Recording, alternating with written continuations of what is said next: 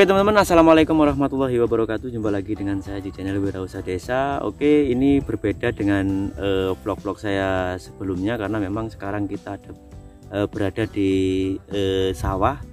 Biasanya kita berada di kandang.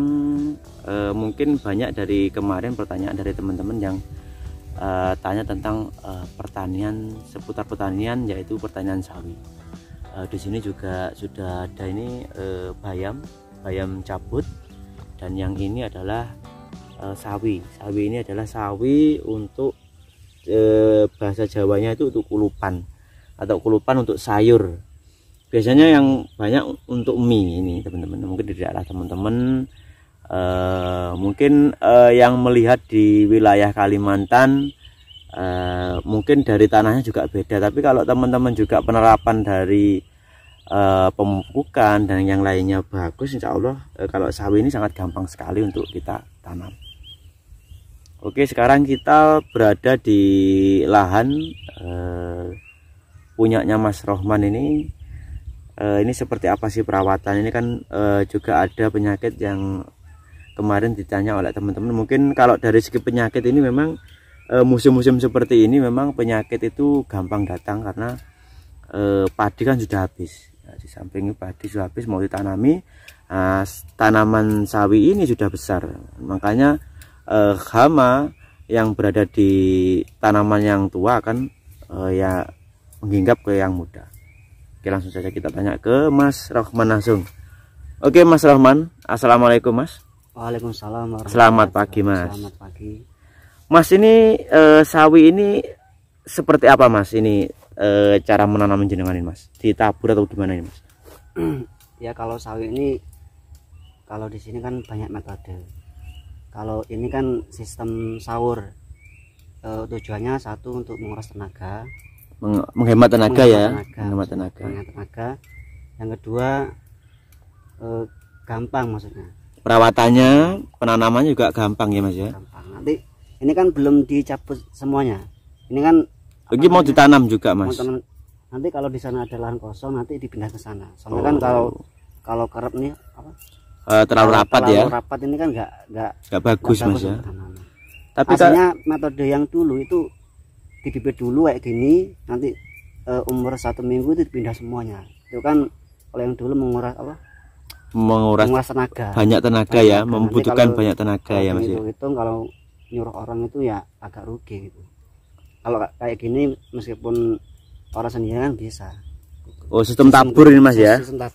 Sistem tabur ini seperti ini. Ini kan ada bintik-bintik dan mungkin belalang Mas. Ini kan penanganan seperti apa? Ini kan sudah mulai bagus ini Mas. Ini penanganan seperti apa Mas? Obat-obatnya mungkin bisa di-share ke teman-teman Mas. Ya, untuk obat-obatnya itu saya kira itu semua sudah tahu, umum lah. Umum ya. Umum. Cuma di sini mungkin yang lebih berat itu satu, dekat dengan itu tanaman apa? Tebu itu lah. Oh, tebu samping ini Mas ya. Samping ini. Samping ini tebu. Sangat pengaruh gitu. Pengaruh ya. Karena mungkin kalau kita obat untuk penyakitnya nanti pindah ke sana Mas ya. Karena sudah terjadi, saya obat. Iya. Satu hari sudah sembuh. Iya. Kemudian 3 hari, 4 hari itu kembali lagi ke sini. Kembali lagi ya Mas. Mungkin ketika diobat pindah ke sana, mungkin setelah obatnya itu dosisnya habis pindah lagi ke sini, mungkin seperti itu. Tapi kalau kita menanam tanaman sayur seperti ini ya kita harus bagaimana caranya untuk tanaman agar tetap bagus Mas ya. Maksudnya sering aktif untuk diobat, disiram, ya. Itu. Kalau tanaman ini sudah umur berapa hari ini Mas? Ini kan sudah hampir lebih dari 1 kilan ini Mas ya. Iya. Kalau ini kira-kira 3 bulan atau 3 minggu. 3 mingguan ya. Ini sebenarnya dibuat bedengan ya Mas ya. Iya. Tapi kalau sekarang ini dijual juga sudah agak bisa nih yang besar-besar ini Mas. Yang sudah besar ya. Yang seperti ini teman-teman. Memang kalau dilihat sawi yang seperti ini kalau kita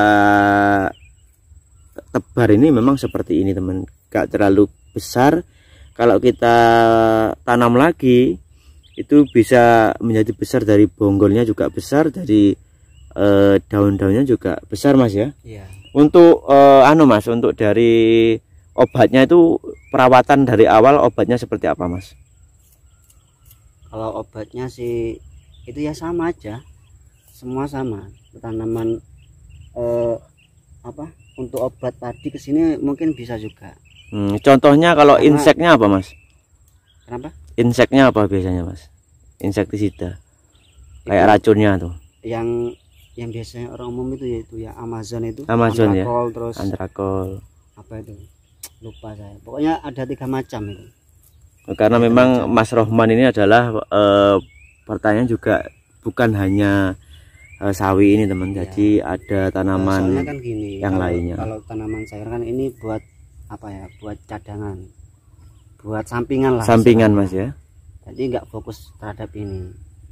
Mungkin kalau sistem ini kan untuk orang yang apa ya, banyak kesibukan lah, nanti nggak harus kesini tok, nggak harus ke sayuran tok nanti sehingga dibuat sistem seperti ini. Yang bagus kan bukan seperti ini ya, agak jarak yang berapa senti. Kalau ini kan tumbuhnya itu lama ya, untuk bisa besar itu lama. Buktinya ini seharusnya ini kan 3 minggu udah besar, ini seharusnya 3 minggu sudah besar mas ya.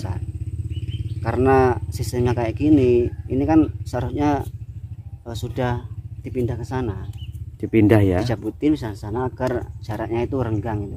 Oh iya, nanti jaraknya bisa cepat. Jaraknya idealnya itu sekitar 7 sentian mas ya, 7 senti seperti ini. Jadi kalau ini sebetulnya ini untuk bedengan mas ya. Sebetulnya ini bedengan. Tapi kalau sudah sebesar ini ya nggak masalah dibesarkan mas ya. Ini sudah ya mas ya. Karena ini ya waktunya kan nggak ada. Nggak nutut mas ya, dan dari tanaman yang lain mas ini mas ya. Oke mas, kalau dari pupuknya ini pupuknya pakai apa mas? Ini mungkin dari awal semai, ini kan semai ya mas ya. Semai itu pupuknya pakai apa mas? Awal dulu mas. Kalau pupuknya sih dari dulu cuma itu Posca itu aja. Posca ya. Selama ini tidak pernah coba yang lain, Posca itu aja. Posca ya ini ya. Gak pakai urea ini mas ya? Ya mungkin soalnya kan kalau pupuk itu bukan saya saja mas. Kadang mungkin bapak saya mencampurkan yang lain yang mungkin saya tidak tahu gitu. Oh gitu. Berarti, untuk pupuknya. Tapi yang mungkin sering dilihat itu adalah Poscanya mas ya. Posca ya, mungkin ada campuran yang lain, mungkin ada. Kalau di musim-musim ini mas, ini sayur ini harganya berapa mas di bulan-bulan seperti ini mas? Kalau masalah harga sih ya mungkin sudah tahu ya, karena COVID-19 itu ya. Iya. Dampak ke petani sangat semuanya itu sangat buruk sekali. Bahkan untuk sayuran pun itu sangat turun harganya mas ya, di daerah sini mas ya. Semuanya itu mas, entah itu sayur bayam, entah itu sayur sawi, kacang, semuanya turunnya di pasaran mas ya. Pasaran turun. Berarti dampak dari pandemi ini bukan hanya di perkotaan mas ya? Bukan hanya di perkotaan, di pedesaan juga, kampungan juga sama mas ya.